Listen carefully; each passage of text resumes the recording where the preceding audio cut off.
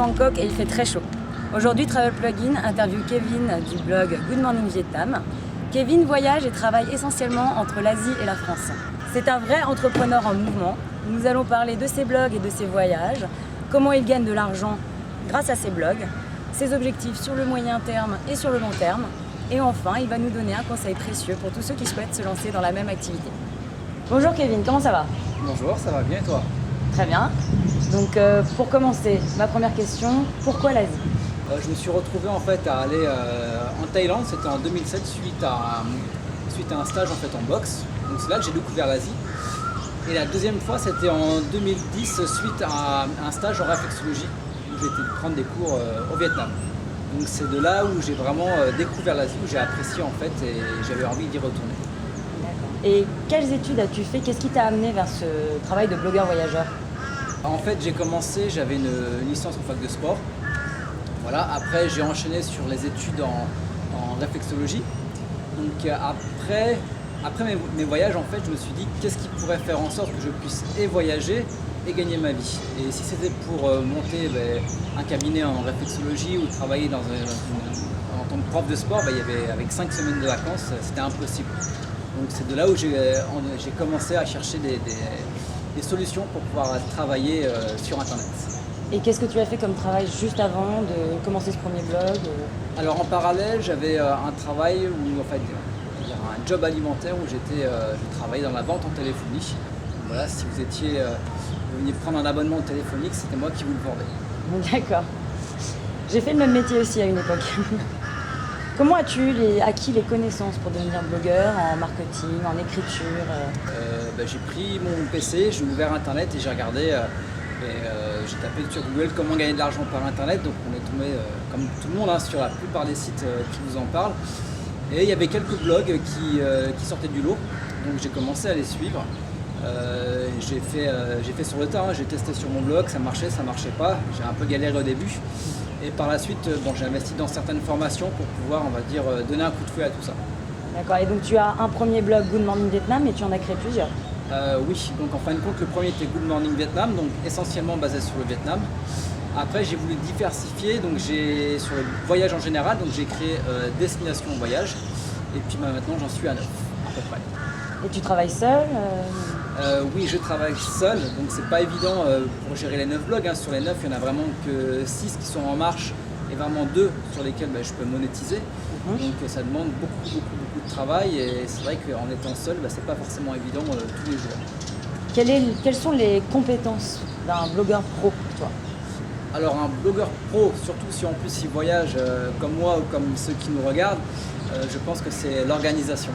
Parce que si vous n'êtes pas organisé, vous allez partir en voyage, vous allez vous croire en voyage, ce qui est le cas. Et si vous ne délimitez pas forcément un cadre de travail, ou je sais pas, le matin, c'est mon cas, de 9h à 15h je bosse, vous allez tout mélanger et vous n'allez pas vraiment travailler efficacement et au bout d'une semaine, 2 semaines, ça va être redirection Charles de Gaulle parce que vous n'aurez pas tout le coup en fait. Donc vraiment être organisé. Et tu considères que c'est un métier qui est chronophage ou pas? Ou est-ce que tu arrives à... Oui.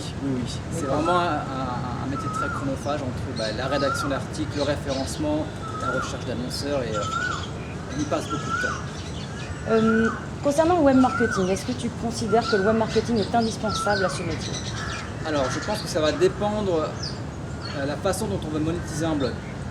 En gros, si vous voulez faire de la vente de liens, il n'y a pas forcément d'avoir du web marketing derrière. Parce que vous allez être contacté par des annonceurs, vous allez les contacter, vous mettez un lien, basta. Après, si vous voulez vraiment vivre d'un blog et vous voulez vendre un produit, que ce soit une formation, un livre PDF, etc., il va falloir mettre des techniques de vente derrière. Et voilà, il faut intégrer le web marketing un minimum. Voilà, sans que ça soit de l'arnaque, je parle pas d'arnaque, vraiment du web marketing. Ouais. Il faut le mettre en place. Ouais. Et quelles sont tes méthodes de web marketing? Alors actuellement, vu que je travaille quand même beaucoup sur de la monétisation avec la vente de liens, je suis encore à ce stade-là, c'est vrai que j'ai pas forcément de méthode web marketing.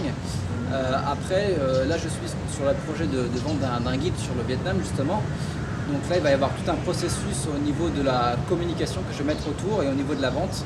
Donc avec les pages de vente, les articles invités, on va dire les tarifs promotionnels, etc. Donc il y a une vraie démarche derrière pour vendre le plus. Et tes blogs sont-ils bien présents sur les réseaux sociaux aujourd'hui? Alors, plus ou moins. On va dire que vu que j'ai commencé avec Good Morning Vietnam, bon, j'ai le Twitter, j'ai la page Facebook et maintenant j'ai aussi le Google+.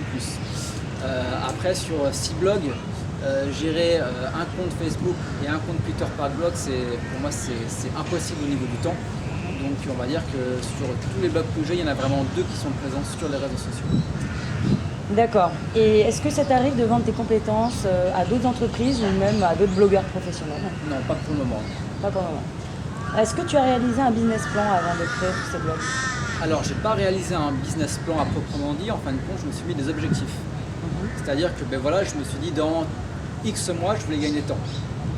Et donc après j'ai découpé en mois, donc tous les mois on va dire un objectif intermédiaire qui m'a permis d'avoir des objectifs à la semaine et après me mettre un planning journalier.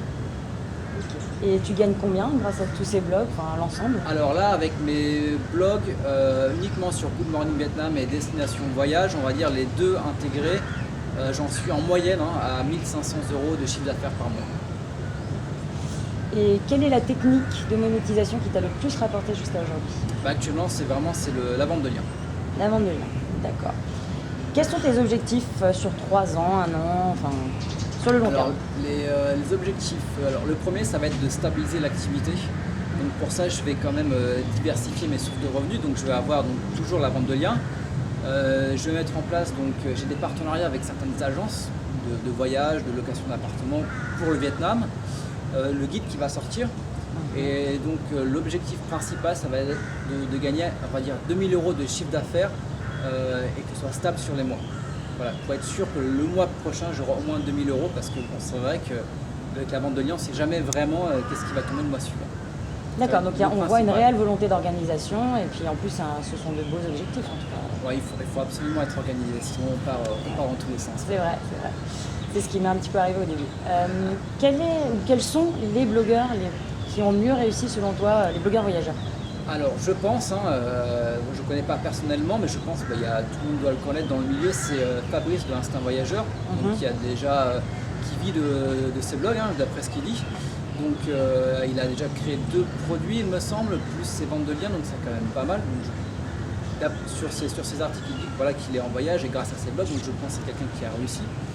Après dans mon entourage, des personnes que je connais, je sais qu'il y a Julien de Voyageur Indépendant qui commence à bien gagner avec son blog.